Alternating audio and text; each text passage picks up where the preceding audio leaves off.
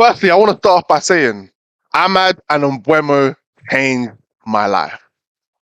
Ahmad and Mbeumo and Cunha changed my life. Guys, I told you guys there. I really, really told you guys. As soon as we get players back, you will see a performance you can be proud of from United. Hmm? I told you, as soon as we get players back, you will see a performance you can be proud of from United. Look at the difference when you actually have wingers on the pitch. Can you see the difference? Bro, huh. Today was a good day, man. Today was a good day. And I'm going to follow or whatever word I want to use in this performance because, yes, it's the performance we are talking about. I think Michael Carrick got his decisions spot on today. I think the idea of putting Mbeumo up front was a great decision. I think starting Ahmad right wing was a great decision. I think he got the midfield right. He got everything right. I'll be honest. He got everything right. Even the substitutions didn't look as bad today. And I had PTSD because I've seen Ugarte come on the pitch before and I was scared. I'm not gonna lie to you. I was shaken when I saw Ugarte come on the pitch at 2-0. But at the same time, now that we've got the accolades, the congratulations out the way, let's be analytical about this. Let's actually talk football because we can all just sit here and say, "Oh, United played well," or "United beat City, could have been 3-4-5-6-0." We can all say that, but let's actually look into what actually happened, the lineup, etc., etc. The reason why I say this is because if United now come up next game and they don't play to that level, we're gonna turn around and say, "Oh, United didn't." Do you know what I'm saying? So let's actually look into it. Do you know what I'm saying? Firstly, I want to look at the lineups, yeah? So United, Lamens, Luke Shaw, Martinez, Maguire, Dalot, Ahmad Casemiro, Mainu, Dorgu, Fernandez, and Mbeumo. Let's start off with United. I already said I think the selection was correct.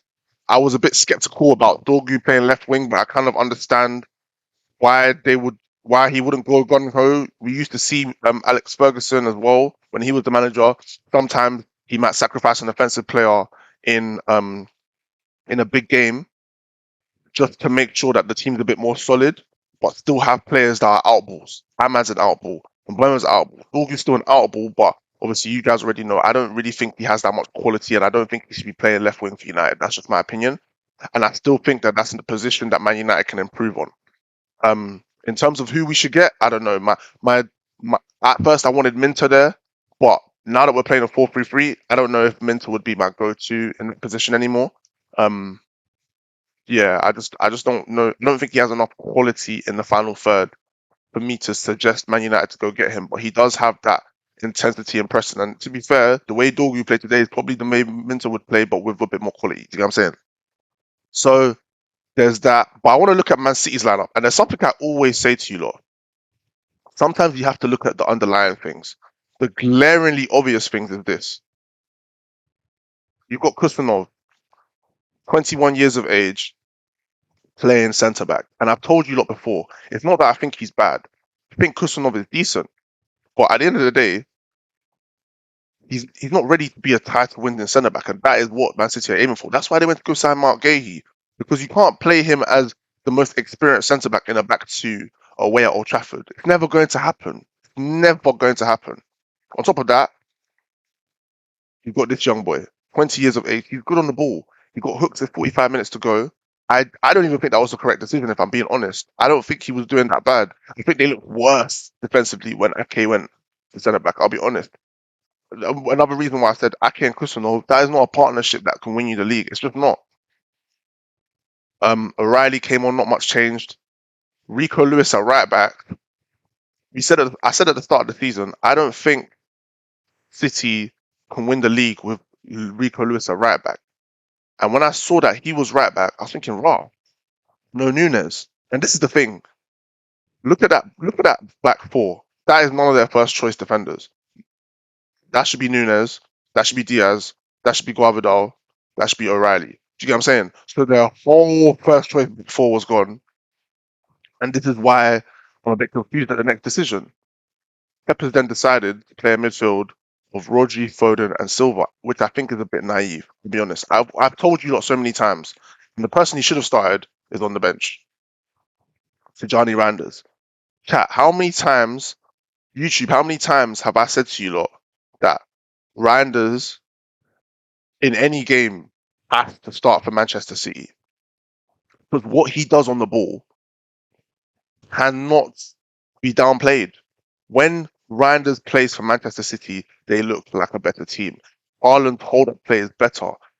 Defenses have to be more honest because he's going to continue to penetrate them with his runs. He's very good on the ball. He works hard. He's good defensively.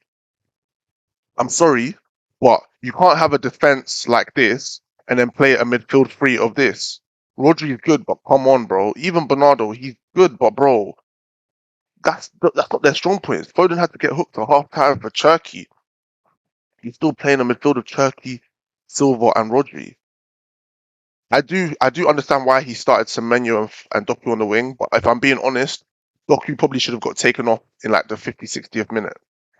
He didn't play well today at all. At all. Haaland, bro, you guys already know what happens when Haaland comes up against the butcher. Martinez grabbed him every single time. It's life, bro. Like, and the thing is, Man United, bro, look, the stats, bro. Two expected goals. They had more possession, but who cares? 11 shots. City had one shot on target today. We had 7 shots on target. The only thing is, normally, we get 7 shots on target and we won't score. Today we scored. And I want to introduce you to somebody that I've always been a fan of. I want to introduce you guys to Black Messi. What did I tell you guys about this Ahmad guy? This guy's been doing right wing back shifts. And even though I think in that specific formation, the right wing back suited him more, don't get it twisted. I've always known this guy is a right winger in a 4-3-3. That is where you will see the best of him. Because when you get Ahmad 1v1 high up the pitch without having to dribble past 5 people, what do you think is going to happen when he's high and wide? He's going to king you. He's going to press out on his left. He's going to make correct decisions. He's a baller. Do you see the red he played for Cunha for the second goal? Speaking of Cunha. Ho, ho, ho. Speaking of Cunha. Mateus Cunha changed my life. I'm going to keep saying it. Mateus Cunha changed my life. Came on today, quick assist. What a cross for Dogu. He's a baller. And when you get see Cunha, yeah, he's the type of player, yeah. If he doesn't trust the players around him, he's going to do dumb things and not pass the ball. But if you get quality around Cunha, he will show you his best. And there's somebody that I want to apologize to because if you know me, I've been saying if you get 100 million for Bruno, sell him. And even though I don't necessarily disagree with that, basically because he's 31 and by next year, he's going to be like, what, 32? 33? But honestly, bro, Bruno Fernandes is a baller and he's still the best number 10 in the Premier League. The best. Without a doubt. He's the best number 10 in the Premier League. Whenever he drops deeper, that is when you see his things that he's not good at. Bruno Fernandes had never been playing that deep in the first place. And that was my biggest qualms.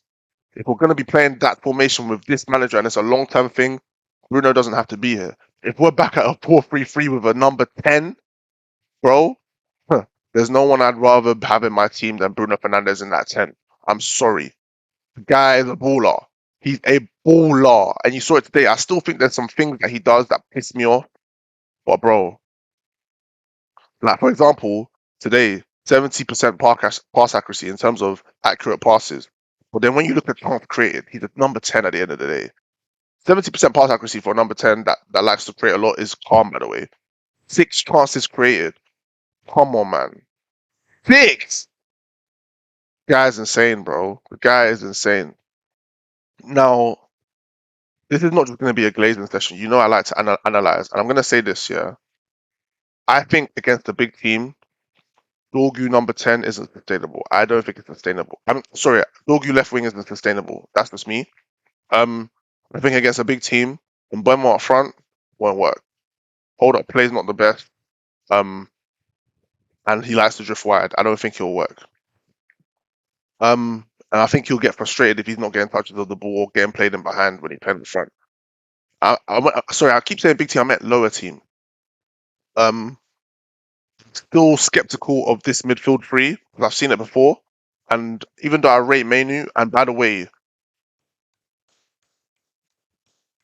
I've been critical of Manu recently. I generally have. And the reason why I've been critical of him is because at the end of the day, he's not been performing to the level that we know him as. And when people are saying build a team around him, I don't understand it because we haven't seen a level of performance that sh- that justifies that. But today he was amazing. But again, against that City side, against the midfield Pep put out, I'm not surprised that he played well. Do you get what I'm saying? Like, there's going to be harder tests for him. So this game is like, cool, you got your 3 points in the Manchester derby, but in my eyes, it's a one-off. We move on and we see what you lot can do in the next 5 games. Then I'll be like, cool. Um, because I've seen this Man United team do this before. Like Martinez, Maguire back two, it's not sustainable. Let's be honest. The moment they have to be on the halfway line for a sustained period of time, this two's not fast enough. You get what I'm saying? Um,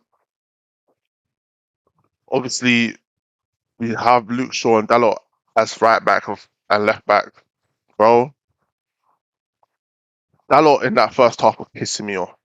Simple passes he's not playing. And that has nothing to do with formation managers. That's just about quality on the ball.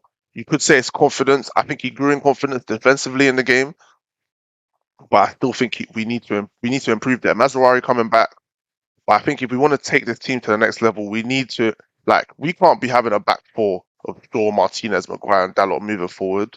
It's not good enough. Let's be honest. Let's call a spade a spade. This back four is not good enough going forward. There's going to be games where we look at this back four and we're going to be so angry.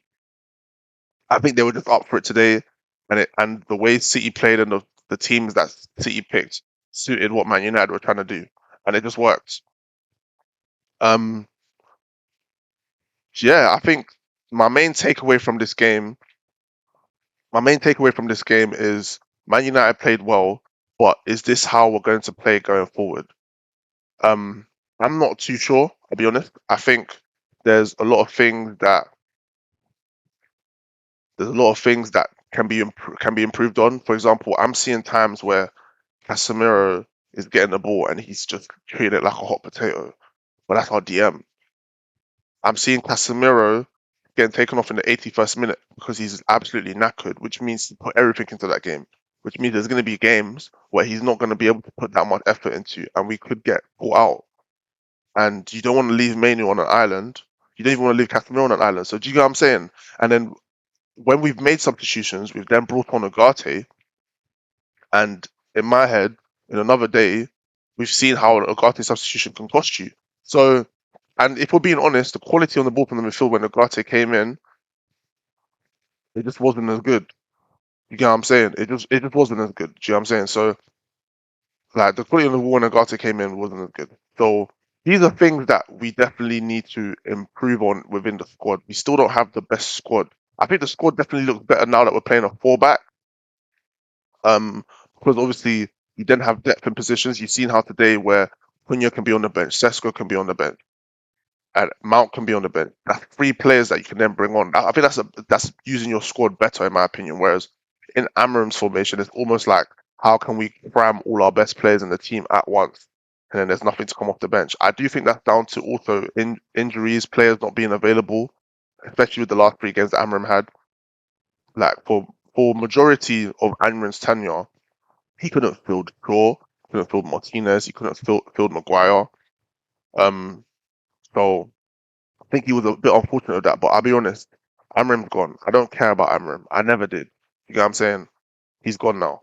So it's mainly just about where can Man United go from here. If I'm being honest, I still think we need to sign a left winger because we've we've now have a situation where we don't have anyone that is actually an out and out left winger. We've got a bunch of right wingers and a striker, but we don't have left wingers, which is even weird because we used to have too many left wingers and no right wingers. I'll be honest, if I'm being completely honest, we still have some left wingers on loan in Sancho and Rashford. I understand if Man United fans wouldn't want them to come back, but if you put Sancho and Rashford into this squad and you get a tune out of them and some better midfielders, it could be decent. I still think Man United need midfielders. I think we need a left back, if I'm being honest. I don't think Dorgu and Shaw as our left back option is good enough, especially going into next season.